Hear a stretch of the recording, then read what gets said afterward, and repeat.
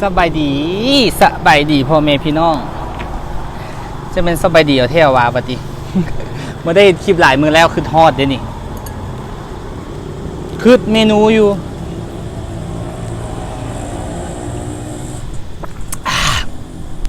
เวลากระบมีพบกันคือเก่ากับบ่าวแขกแดกเหรอเพื่อจะได้คลิปหนึ่งมานี่แมนโอ้ยลำบากแหงนี่เลยพี่น้องเอ้ยบ่าวแขกเด็กเลาะมื้อนี้ขอนำเสนอเมนูผัดขี้เมาทะเลมีปลาหมึกกับกุ้งปลาหมึกตัวบักใหญ่เฮาต้มก่อนเด้อเฮาจะมาผัดเด้อเฮาบ่ได้ผัดเลยผัดใส่เห็ดเข็ม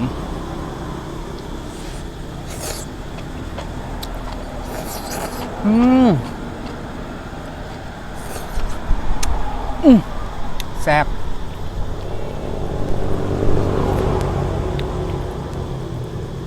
ผัดขี้เมาสูตรตัวเองมาผมจะกระเฮ็ดกินเด้อ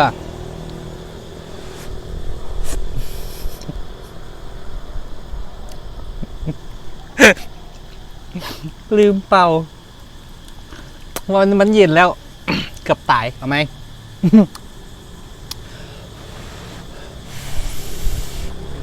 อากาศร้อน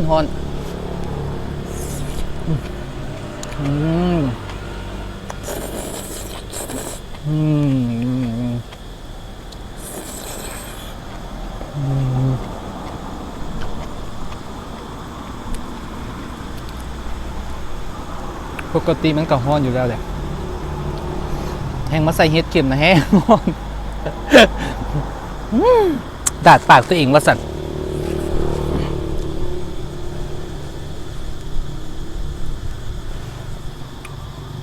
ตอนนี้3 โมงเตรียมเครื่องแต่11 โมงพุ่นน่ะอารมณ์เสียน้อยหนึ่งก็เลยบ่ได้เห็ดถ่ายหิวแล้วจึงเห็ดซิวก็ขึ้น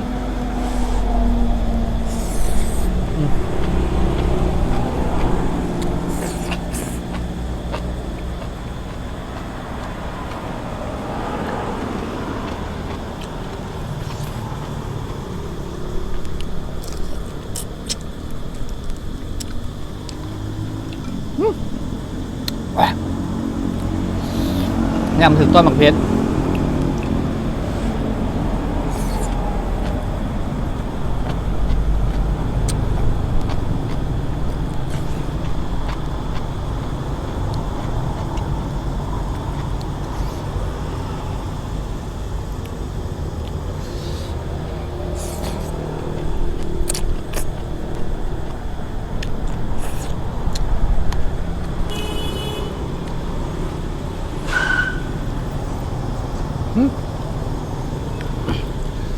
ก็เบรกแห้งใช่หรออยู่หน้าห้านยังไม่เป็นอย่างที่บอก ยังมาตำกันตอนกินคลิปได้ตอนกินข้าวได้สิหรอ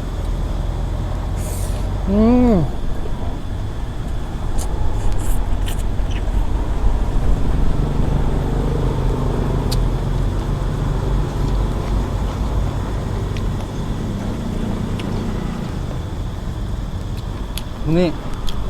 บะหมี่แนวว้าว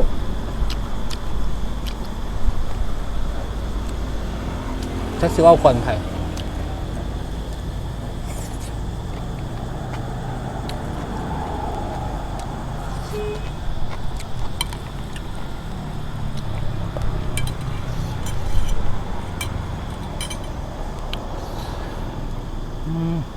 ปลาหมึกหวานแท้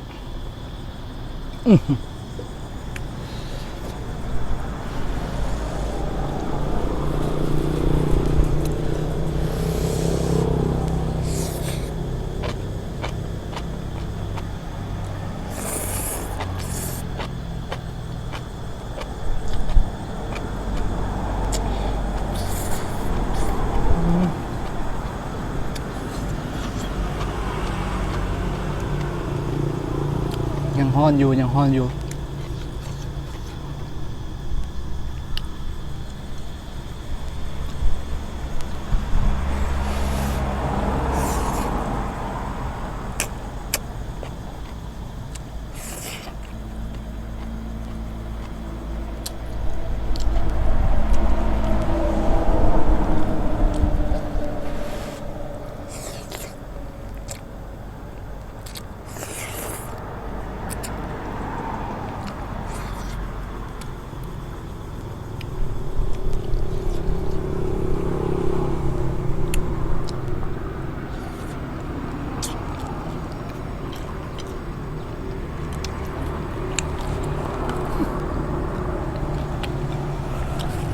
กุ้งบ่ทันตาย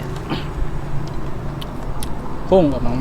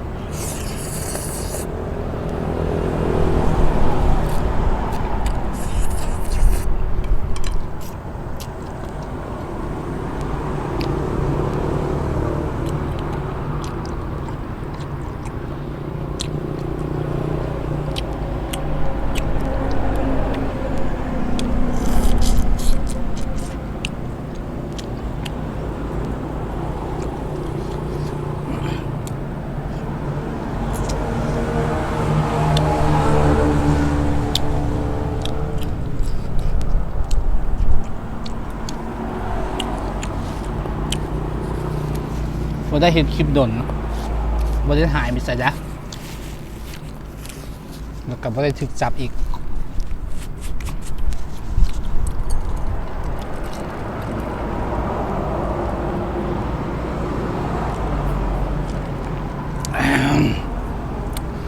โอ้ยแซ่บเด้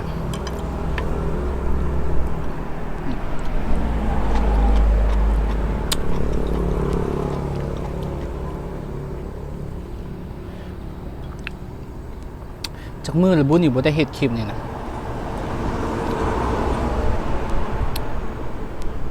ฟ้าคืมอีกมื้อนี่คือฝนสิตกแหละเอาอีกบ่รอดแน่นอนบ่แรงแปลว่าซีอีไหมนี่เริ่มแล้วนี่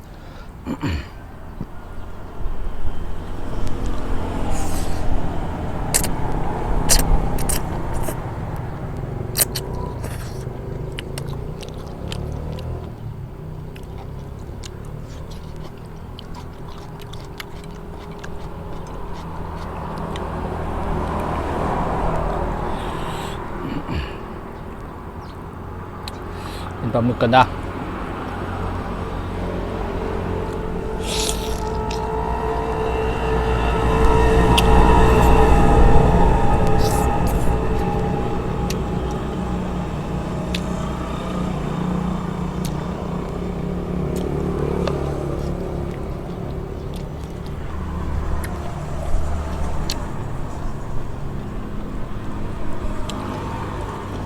พัดตัวบักใหญ่ใส่คือว่าสิจางเข้าเนื้อเข้าหนัง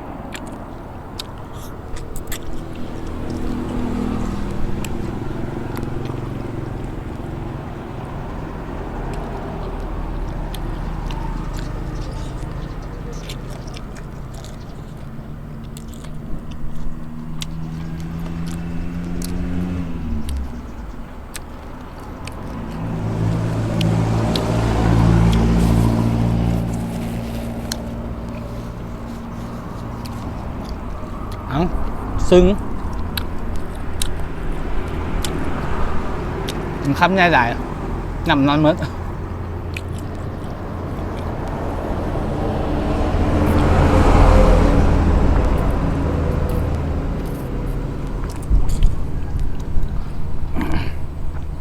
มีที่ไส้พัดก็คือมีไว้แหละ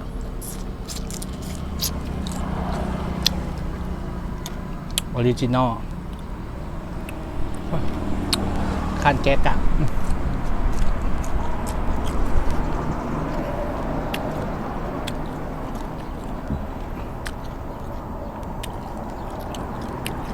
2 ห่อ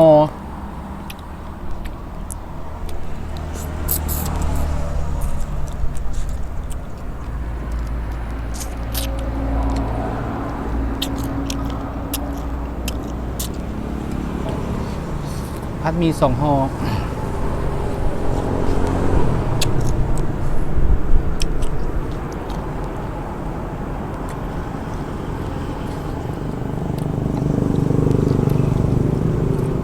ใช่ปะแค่เป็นต้มนะต้มมี2 ห่อกินบ่เบิด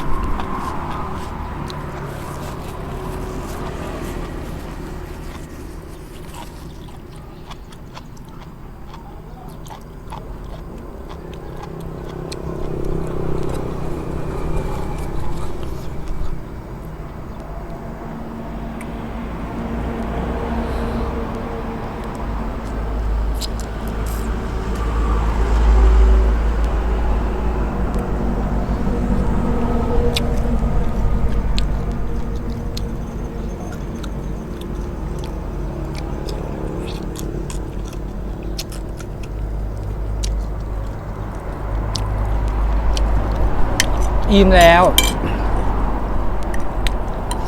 ยัดใส่อะไรมันอิ่มแล้วเด้ออันนี้ก็บ่ทิ่มดอกเอาไปเล่มมือแรงมือหน้ากินตับกินตับ